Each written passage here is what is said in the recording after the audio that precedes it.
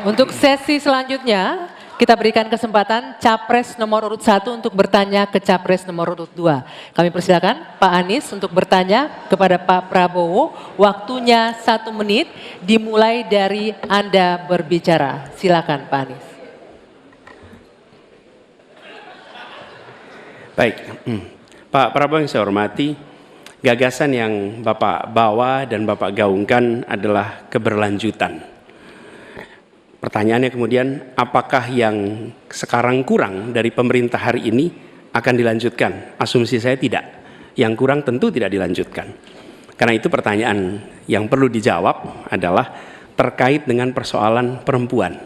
Bagi kami persoalan perempuan ini sangat penting. Dan karena tadi tidak ditanyakan di dalam dialog tadi, maka saya merasa perlu untuk mengangkat tema ini untuk memberikan kepada kita yang nantinya berada di puncak kepemimpinan nasional, memberikan perhatian yang serius pada persoalan perempuan. Ini persoalan yang mendasar.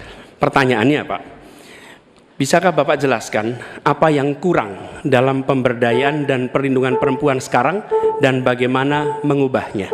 Terima kasih Pak. Ya. Cukup waktunya, silakan dijawab Pak Prabowo, waktu Anda 2 menit untuk menjawab, dimulai dari Bapak berbicara. Baik, benar sekali ya, kita benar-benar melihat bahwa peranan perempuan sangat penting dalam kehidupan suatu bangsa, dan karena itu fokus saya adalah tadi ya, membantu gizi makan untuk kaum ibu-ibu yang hamil. Kedua, fokus kepada pendidikan. Saya ingin membangun sekolah-sekolah unggul terpadu di tiap kabupaten, di mana kaum perempuan harus diberi suatu kesempatan yang sama dengan kaum laki-laki, dan ini sudah saya rintis di Universitas Pertahanan, di program-program S1 yang kita buka di 10 prodi di bidang Science, Teknologi, Engineering, Mathematics. Ternyata proporsi perempuan sangat besar. Juga di Politeknik Vokasi di Atambua yang kita buka, justru perempuan lebih besar dari laki-laki di mahasiswa dan mahasiswinya. Jadi memang benar, ini kita harus memberi kesempatan terutama melalui pendidikan dan pelayanan kesehatan. Ini saya kira sangat-sangat penting. Kita harus kurangi secara drastis angka kematian ibu yang kita termasuk 10 negara tertinggi angka kematian ibu pada saat melahirkan.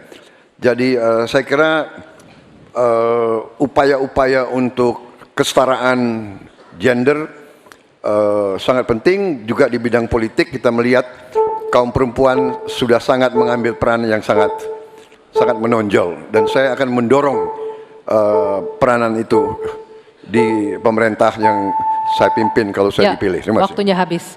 Saya berikan kesempatan untuk Pak Anies menanggapi jawaban dari Capres nomor urut 2. Waktunya 1 menit. Silakan dimulai dari Bapak berbicara.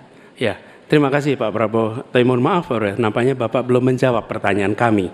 Karena pertanyaan adalah tentang perlindungan perempuan, yang permasalahan apa dan bagaimana mengubahnya. Mohon nanti sesudah ini mungkin bisa dielaborasi soal perlindungannya. Kami melihat ada 3 hal ketika bicara itu. 1, perlindungan. Karena kita menyaksikan jumlah kekerasan pada perempuan luar biasa banyak, tinggi. Catatannya ada 3,2 juta kasus selama 8 tahun terakhir ini. Itu yang tercatat, itu yang terlaporkan.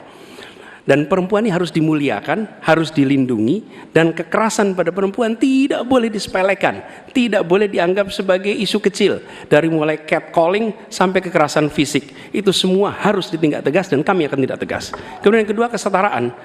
Yang sekarang bekerja dibangunkan daycare, sehingga bagi ibu yang mempunyai anak bisa ada tempatnya.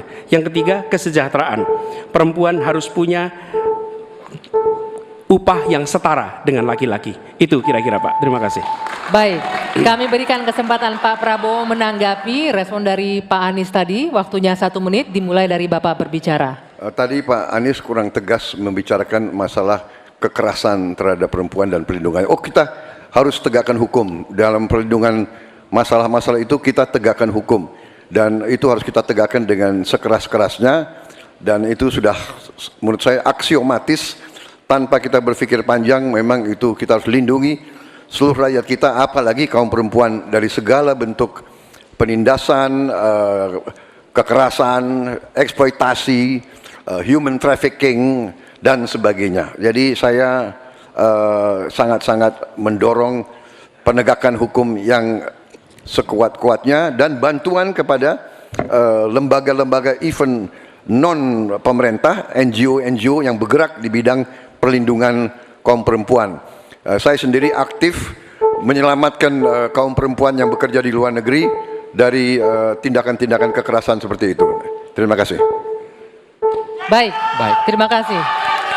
Hadirin sekalian, Ya. sekarang waktunya Bapak Ibu di sini untuk memberikan apresiasi kepada para calon presiden yang telah memasuki sesi tanya jawab dan saling menanggapi. Kami persilakan Bapak Ibu untuk memberikan apresiasi setinggi-tingginya kepada para calon presiden. Sesi tanya jawab antara calon presiden, Anggi, masih terus berlanjut. Betul sesaat lagi sekali. ya. Ya, kita akan lanjutkan usai jeda. Tetaplah di debat kelima calon presiden pemilu tahun 2024.